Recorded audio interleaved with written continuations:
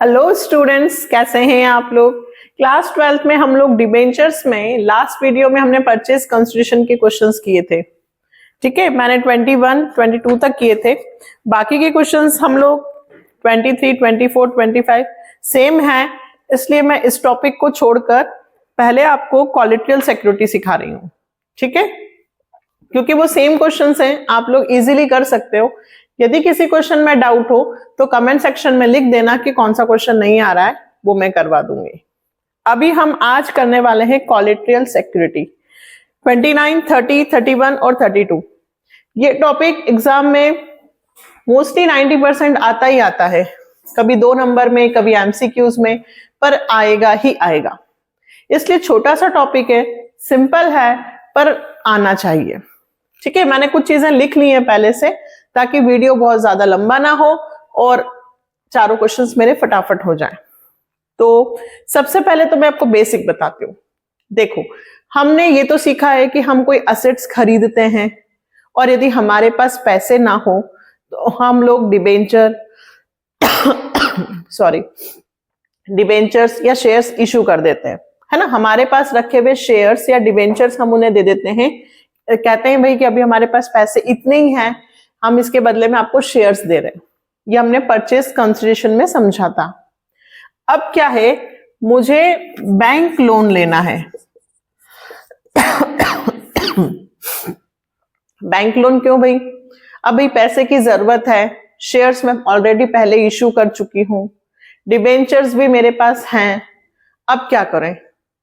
तो भी हमने सोचा कि इस बार पैसे की नीड है तो हम बैंक से लोन लेके नीड को कंप्लीट कर लेते हैं। तो मैं बैंक के पास गई कि भाई मुझे 2 लाख रुपए का लोन दे दीजिए। ठीक है, अब मुझे बैंक लोन, क्या बैंक बिना कुछ गारंटी सिक्योरिटी रखे बिना मुझे दे सकती है? नहीं। बैंक में कभी भी आपको लोन यदि चाहिए तो आपको कुछ ना कुछ एज अ सिक्योरिटी गिरवी रखना होता है। कुछ लोग अपने मकान की रजिस्ट्री रखेंगे या बिल्डिंग, कोई प्लांट, कोई भी चीज की, है ना। अब हम यहाँ क्या कर रहे हैं कि बैंक लोन तो ले लेंगे हम, लेकिन बैंक को एज अ सिक्योरिटी हम हमारे जो डिबेंचर्स हैं वो हम बैंक को दे देंगे। मतलब हमने जो डिबेंचर्स इशू किए थे वो डिबेंचर एज अ सिक्योरिटी, जिसको हम कहेंगे कोलेटरल सिक्योरिटी, वो डिबेंचर जो मेरे पास हैं वो डिबेंचर्स में कंपनी के डिबेंचर्स बैंक को दे देंगे और बैंक से लोन ले लेंगे और बैंक को लोन के बदले में एज अ हम सिक्योरिटी डिबेंचर्स दे रहे हैं। तो डिबेंचर्स को गिरवी रखकर हम जब पैसा उधार लेते हैं बैंक से या किसी इंस्टीट्यूट से, फाइनेंशियल इंस्टीट्यूट से, तो उसे कहा जाता है issue of debenture as a collateral security. आया समझ में? ठीक। अब यहाँ पे 2 मेथड से क्वेश्चन होगा। पहली मेथड वो कहेंगे when general entry is not passed.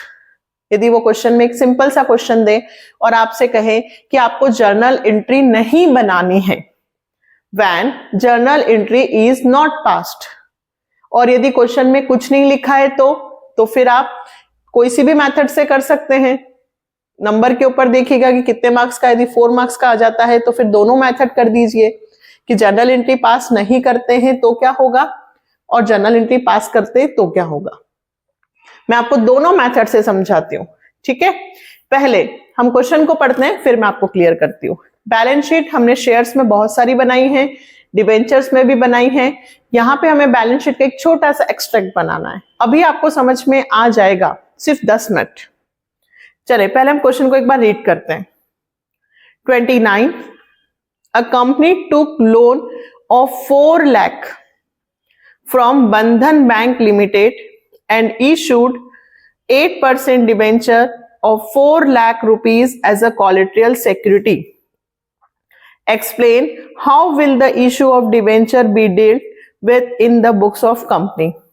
देखिए, कंपनी है जिसने कहां से लोन लिया है? बंधन बैंक से। कितने रुपए का? 4 लाख का। ठीक है, डिबेंचर्स 4 लाख के ही एज अ कोलेटरल सिक्योरिटी मैंने दे भी दिए हैं। कंपनी कैसे डील करेगी? तो कंपनी डील करेगी, first condition when general entry is not passed. हम इसको दोनों मेथड से समझ लेते हैं।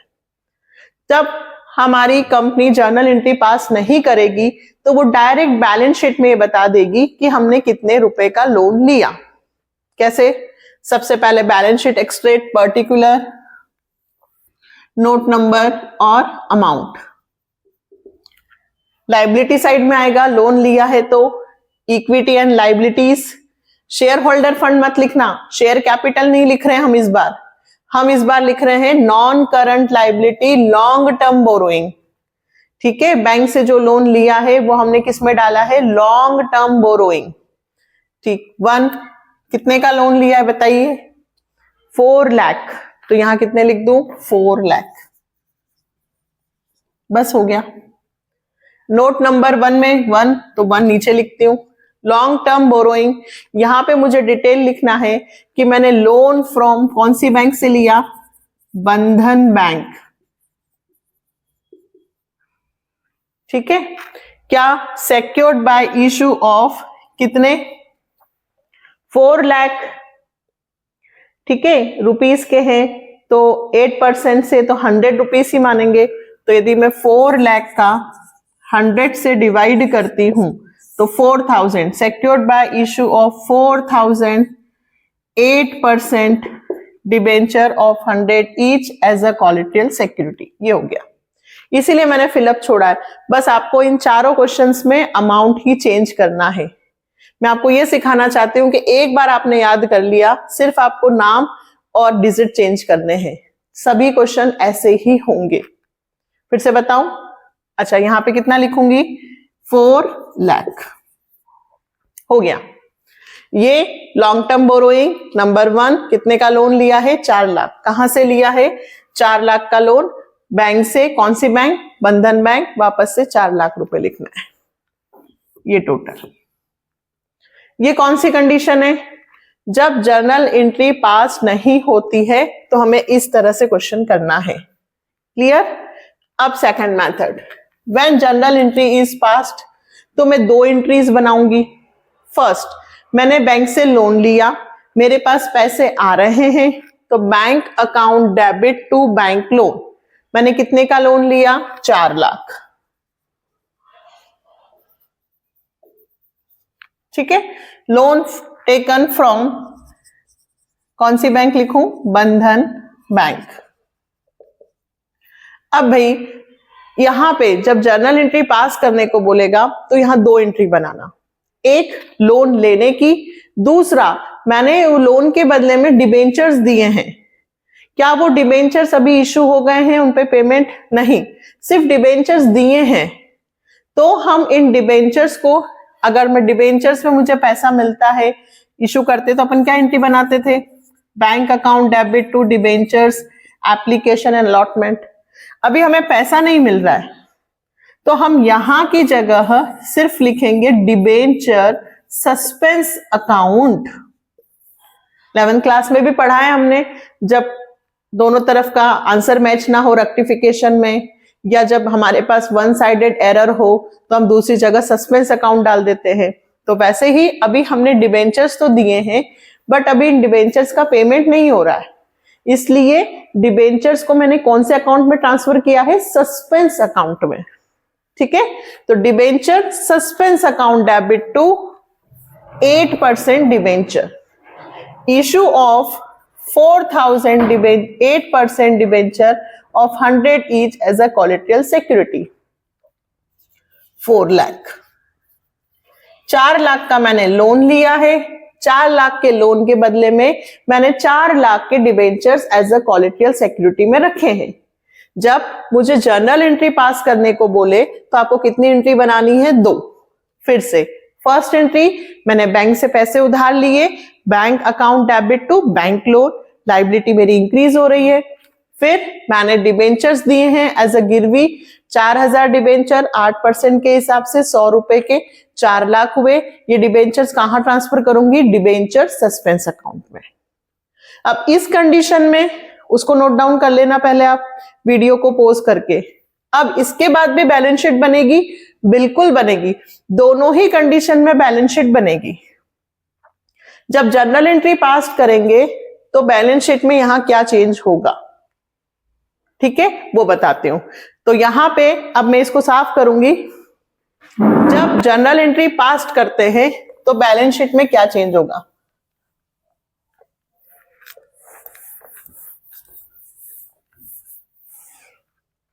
ये कौन सी मेथड बना रही हूं मैं? Second method. सेकंड मेथड, सबसे पहले क्या लिखा? जर्नल एंट्री बनाई। फिर यहां कोई चेंज नहीं होगा, यहां नीचे चेंज होगा। क्या? देखना, debentures issue as collateral security कितने के? 4000 इंटू 100, 4 लाख। ठीक है, और नीचे लिखेंगे लेस डिबेंचर सस्पेंस अकाउंट। इतना सा और लिखना है बस। ये क्यों कर रहे हैं हम? कि भाई हमने जो डिबेंचर इशू किए हैं वो कोलेटरल सिक्योरिटी के रूप में इशू किए हैं और वो अभी सस्पेंस अकाउंट में हमने ट्रांसफर करके रखे हैं, इसलिए इसका कोई पैसा अभी हमें मिलेगा नहीं। इतना सा और करना है। इतना सा कब करना है? जब सेकंड मेथड से हम क्वेश्चन करेंगे। कौन सी मेथड से? Second method. Clear? First method होगी तो ये लाइन नहीं आएगी, सेकंड होगी तो ये और ये पूरा आएगा। फिर से समझते हैं, 4 क्वेश्चंस है हमारे पास। ठीक है, तो अभी चारों क्वेश्चंस में यही बात हम फिर से कहेंगे। नेक्स्ट क्वेश्चन हमारा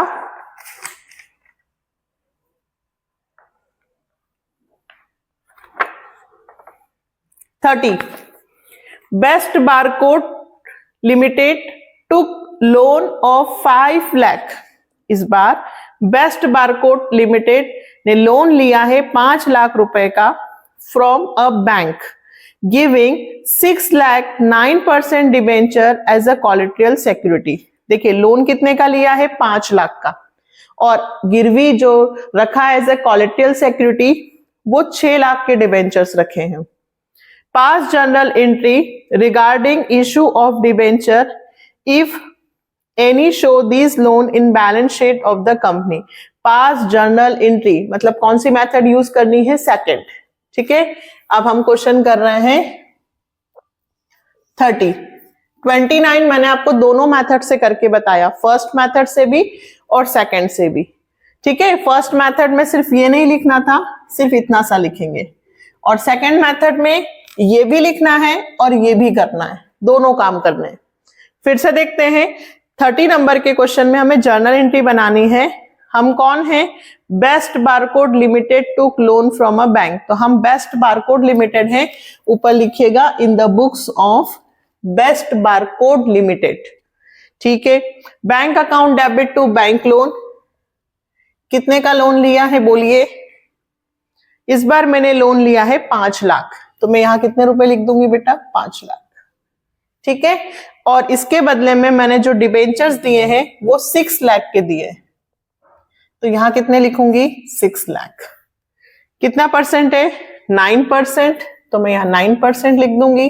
debenture suspense account debit to 9% debenture, issue of 6,000 9% debenture of 100 each as a collateral security. Total लगा देना। क्लियर? ये बनी मेरी जर्नल एंट्री। कितनी बनानी है? 2, एक लोन की और एक डिबेंचर्स की। फिर बैलेंस शीट बनेगी, equity and liabilities, non current liability, long term borrowing. Number 1, यहां पे लोन कितने का लिया मैंने? 5 लाख का, तो यहां कितने रुपए लिखूंगी? 5 लाख। फिर long term borrowing, loan from, नाम नहीं दिया है बैंक का तो सिर्फ लिखेंगे लोन फ्रॉम बैंक। ठीक है, और क्या? सेक्योर्ड बाय इशू ऑफ कितना? 6,000 9% debenture of 100 each as a collateral security. अब यहां कितने रुपए लिखूं? लोन कितने का है? 5 लाख। तो मैम इस 6 लाख का कुछ नहीं करना है, फिर से लिखना debenture issue as a collateral security 6 lakh into 100, 6 lakh less debenture suspense 6 lakh और बाहर आ गया नील। हमें डिबेंचर के पैसे को बाहर बैलेंस शीट में शो नहीं करना है, सिर्फ उसे लिखना है कि एज अ कोलेटरल सिक्योरिटी हमने डिबेंचर इशू किए हैं और वो हमने अभी सस्पेंस अकाउंट में ट्रांसफर कर दिए हैं, तो इसका कोई भी पैसा हमें नहीं लिखना है। आई बात समझ में? केवल कोलेटरल सिक्योरिटी का मतलब इतना सा होता है, आपने लोन लिया और बदले में आपने डिबेंचर दिए, बस। तो लोन की एंट्री और डिबेंचर्स की एंट्री, और बैलेंस शीट में सिर्फ कौन सा पैसा लिखना है? लोन, जितने आपने लिया है। और हमेशा बेटा देखो, जब भी हम किसी से लोन लेते हैं बैंक से या कहीं से भी, तो हम जो गिरवी रखते हैं वो अमाउंट थोड़ा सा ज्यादा ही होता है ना? क्योंकि जब मान लीजिए मेरी बिल्डिंग है, मैंने लोन लिया 10 लाख का और मेरी बिल्डिंग की वैल्यू 15 से 18 लाख है, तभी तो मुझे 10 लाख का लोन मिलेगा। अगर मैंने पैसे नहीं दिए तो सामने वाले बैंक जो है वो मेरी बिल्डिंग को सेल करके पैसे रिकवर कर सकते हैं, तो इतना पैसा तो उनको मिलना चाहिए ना। इसीलिए जितना लोन लेते हैं उससे ज्यादा हमें गिरवी रखना पड़ता है, ताकि कभी मार्केट डाउन हो तो उन्हें नुकसान ना हो। क्लियर? ये हुआ 30 नंबर का। फिर से देखते हैं 31। X Limited took loan of 3 lakh from IDBI Bank, IDB. The company issued 4,000 9% debenture of 100 each. अब लोन कितने का लिया है? 3 लाख का, और डिबेंचर इशू किए हैं 4,000 as a collateral security for the same. Show how these items will be shown in balance sheet of the company. अब जर्नल एंट्री नहीं पूछी है तो ये नहीं करेंगे, सिर्फ बैलेंस शीट क्या बनाएंगे? सिर्फ बैलेंस शीट। ओके, कौन सा क्वेश्चन है? 31। तो मैं लिखूंगी ऊपर एक्स लिमिटेड टुक लोन, तो यहां लिखूंगी इन the books of x limited, या बैलेंस शीट ऑफ किसकी है? ये एक्स लिमिटेड। इस बार जर्नल एंट्री नहीं बनानी है, उधर भूल जाओ, सिर्फ ये लिखना है। और ये लिखने में ये अब आपको क्लियर हो जाएगा, ये नहीं लिखना है, सिर्फ बैलेंस शीट बनानी है, सिर्फ बैलेंस शीट बनानी है। तो इतना करेंगे। चलिए, हमने कितने का लोन लिया है ये बताएं। तो एक्स लिमिटेड ने लोन लिया है 3 लाख का। तो equity and liabilities, non current liability, long term borrowing 1, और लोन में कितने लिखो बेटा? 3 लाख। कितने का लोन लिया है? 3 लाख। और कंपनी ने इशूड किए हैं long term borrowing, notes number 1 लिख रहे हैं, लोन फ्रॉम आईडीबीआई बैंक। कितने का लोन लिया है? लोन लिया है 3 लाख, तो बाहर लिख दो 3 लाख। और सेक्योर्ड बाय इशू ऑफ कितने? हमने डिबेंचर्स कितने के दिए हैं? 4,000 9% डिबेंचर्स, तो यहां आएंगे 4,000 9% debenture of 100 each as a collateral security. ये हो गया। अब क्लियर है? जब जर्नल एंट्री पास नहीं करनी है तो सिर्फ आपको इतना सा काम करना है, लॉन्ग टर्म बोरोइंग, कितने का लोन लिया और उसके लिए क्या आपने इशू किया, बस इतना। ये हो गया मेरा 31 नंबर का क्वेश्चन। आया समझ में? लोन कितने का है और कितने debentures as a collateral security रखा है। Next question 32।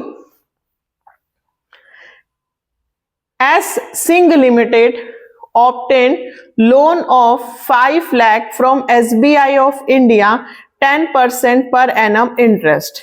The company issued 7,50,000 10% debenture of 100 each in favor of SBI of India as a collateral security. Pass necessary journal entries for the above transaction. दोनों इसमें पूछे हैं। When company decided not to record the issue of debenture as a collateral security, when company decided to record the issue of 10% debenture as a collateral security. दोनों condition पूछी है। जब company decided not to record तो सिर्फ क्या बना देंगे? Balance sheet. क्या बना देंगे? Balance sheet. फर्स्ट केस कौन सा? 32। तो first case equity and liability, non current liability, long term borrowing. ठीक है, तो हमने लोन कितने का लिया है? 5 लाख। तो मैं यहां कितने लिखूंगी बेटा? 5 लाख। ठीक है, अभी मैं फर्स्ट केस कर रही हूं। बैलेंस शीट कौन है ये? एक्सट्रैक्ट ऑफ एक्स की जगह क्या लिख देना? S Singh limited. फिर when company decided not to record the issue of 10% debenture, है ना? जब हम not recorded मतलब हम कोई जर्नल एंट्री नहीं बना रहे, डिबेंचर्स के लिए कुछ नहीं करना है, तो सिर्फ आप एक बैलेंस शीट बना दो। और लॉन्ग टर्म बोरोइंग, अब ये 1 जो 5 लाख रुपए आए हैं ये किस चीज के हैं? तो यहाँ पे लिखो long term borrowing, loan from कौन सी बैंक से लिया हमने इस बार? SBI। तो यहां लिखूंगी SBI बैंक। कितने का लोन लिया है? 5 लाख। फिर सेक्योर्ड बाय इशू, इसके बदले में मैंने 7,50,000 रुपीस, तो होगा कितना? 7,500। Secured by issue of 7,500, 10% debentures of 100 each as a collateral security. ये फर्स्ट कंडीशन हुई जब लिखा है when company decided not to record the issue of 10% debenture, तो हमें सिर्फ इतना करना है। इंटरेस्ट का हमें अभी कुछ कैलकुलेट नहीं करना है, हमने सिर्फ डिबेंचर्स दिए हैं, कंपनी को अभी इंटरेस्ट नहीं दिया है बैंक को। ठीक है, इंटरेस्ट की कोई एंट्री नहीं करनी है। ये फर्स्ट केस। Second clear? अब सेकंड केस करती हूं। तो 32 सेकेंड केस यहां लिख देती हूं। सेकेंड केस जब उन्होंने क्वेश्चन में कहा है when company decided to record the issue of 10% debenture as a collateral security. अच्छा, ये सैंपल पेपर 2019 में था ना, इंपॉर्टेंट है। तो भाई bank account debit to bank loan, loan कितने का लिया बोलो? लोन 5 का ही लिया है। चलो अच्छी बात है। Bank account debit to bank loan, loan taken from, Bandhan की जगह क्या नाम लिख दूं इस बार? SBI bank. Loan taken from SBI bank. कितने का लोन लिया है बेटा मैंने? 5 लाख। ये 5 लाख। फिर इसके बदले में मैंने डिबेंचर्स दिए हैं एज अ कोलेटरल सिक्योरिटी। अभी पैसा नहीं मिलेगा, यदि मैंने कल से पैसे नहीं दिए तो डिबेंचर्स पर कंपनी को पैसे मिल जाएंगे, अभी नहीं, तब लायबिलिटी क्रिएट होगी। इसलिए यहां पे लिखूंगी डिबेंचर सस्पेंस अकाउंट। अभी हमने सिर्फ सामान दिया है, अभी अधिकार नहीं दिया है कि आप इसको बेच के और पैसे, है ना, बिल्डिंग सिर्फ रखी है गिरवी, ऐसे डिबेंचर सिर्फ दिए हैं। तो debenture suspense account debit to 10% debentures. Debentures कितने के दिए हैं मैंने? 7,50,000। टोटल 5 और 7 12,50,000, 12,50,000 ये टोटल लगा दिया। नहीं भी लगाएंगे तो कोई दिक्कत नहीं है। Issue of 7,500, 10% debenture of 100 each as collateral security. ये मेरा बना। अभी सेकंड केस, अभी सेकंड केस की भी वहां बैलेंस शीट, जर्नल एंट्री भी बनानी है और बैलेंस शीट भी बनानी है। ऐसा नहीं कि मैम सिर्फ जर्नल एंट्री, नहीं, पूरा क्वेश्चन कंप्लीट होगा, जर्नल के साथ बैलेंस शीट भी जाएगी। अब सेकंड केस, फर्स्ट नहीं, अब सेकंड केस कर रहे हैं। तो ये जर्नल एंट्री बन गई, यहां कोई चेंज नहीं होगा, सिर्फ नीचे। अच्छा, अगर जरूरी नहीं अलग से लिखना तो इसको यहां पे हटा के यहां पे भी लिख सकती हूँ direct, 7,50,000 less debentures suspense account, वो भी 750, और इसमें से इसको माइनस करके बाहर लिख दो निल। बस इतना सा और करना है। इतना सा कब करना है? जब सेकंड केस की बात हो, जब जर्नल एंट्री बनानी हो तो जर्नल एंट्री के साथ हमें लायबिलिटी बनानी है। यहां हमेशा पैसा लोन का ही जाएगा कि हमने कितने रुपए का लोन लिया है। अगर डिबेंचर इश्यू करेंगे तो अलग से लिख देंगे, नहीं इश्यू करेंगे तो फिर नहीं लिखेंगे। नहीं इश्यू मतलब रिकॉर्ड फर्स्ट वाली। फर्स्ट केस होगा जब वो कहते हैं कि नॉट रिकॉर्डेड, तो ये एंट्री नहीं करनी नीचे का। और यदि वो बोले रिकॉर्ड करना है तो जर्नल एंट्री भी बनानी है और ये भी लिखना है। ठीक है, तो मैंने आपको चारों क्वेश्चंस करा दिए, 29, 30, 31, 32 एज अ कोलेटरल सिक्योरिटी। बहुत इंपॉर्टेंट टॉपिक है, छोड़ना नहीं है। नेक्स्ट में मैं आप लोगों को रिडेम्पशन सिखाने वाली हूं, बहुत जल्दी। रिडेम्पशन के सारे केसेस एक बार पूरे केसेस सिखाकर और फिर नेक्स्ट में सारे क्वेश्चंस। ठीक है, तो इसलिए चैनल के साथ बने रहना है, क्योंकि अब हम सीखने वाले हैं रिडेम्पशन से रिलेटेड। रिडेम्पशन के दो पार्ट है, एक कट चुका है, ये सिंपल रिडेम्पशन है जो आता है। ठीक है, नेक्स्ट वीडियो में हम रिडेम्पशन सीखने वाले हैं। यदि आप लोगों को लगता है कि मेरे पढ़ाने से या हमारे चैनल से आप लोगों को हेल्प मिल रही है, तो प्लीज बेटा चैनल को ग्रो करवाइए, यानी कि अपने फ्रेंड्स को वीडियो शेयर करवाइए। ठीक है, बाय, टेक केयर।